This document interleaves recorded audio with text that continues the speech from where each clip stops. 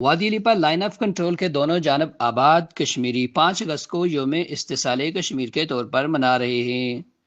وادی لیپا line of control یادگار شہداء، نکوٹ، لیپا اور موجی سمیت مختلف مقامات پر ریلیاں اور مظاہرے۔ بلدیاتی نمائندگان انجمن تاجران کے زیر اہتمام بھارت کے 5 اگست 2019 کے اقدامات کے خلاف شہری سراپا احتجاج۔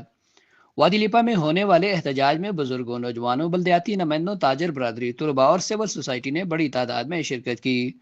شرکاء نے ہاتھوں میں سیاہ جھنڈے اٹھا رکھے تھے اور بھارتی وزیر اعظم نریندر مودی، وزیر دفاع راجناتھ سنگھ، وزیر داخلہ امت شاہ کے خلاف شدید نعرے بازی کی گئی۔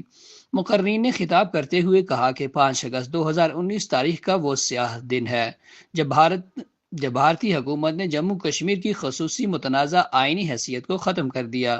انہوں نے کہا کہ بھارت کا یک طرفہ اقدام کشمیریوں کے حق خود ارادیت پر حملہ ہے اور جنوبی ایشیا کے امن کے لیے خطرہ بھی۔ خطاب میں مزید کہا گیا کہ آرٹیکل 370 دراصل جموں کشمیر اور ہندوستان کے درمیان ایک مشروط اور عارضی معاہدہ تھا، جس کے تحت کشمیر کو اپنا آئین، پرچم اور قانون سازی کا حق حاصل تھا۔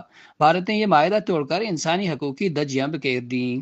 مقررین کا کہنا تھا کہ 5 اگست 2019 کو ریاست جموں کشمیر کو 2 یونین ٹیریٹریز میں تقسیم کر کے اس کا ریاستی درجہ ختم کیا گیا۔ کشمیری عوام بھارتی لوک سبھا کے 5 اگست 2019 کے فیصلے اور بھارتی سپریم کورٹ کے 11 دسمبر 2021 کے جانبدار فیصلے کو مسترد کرتے ہیں۔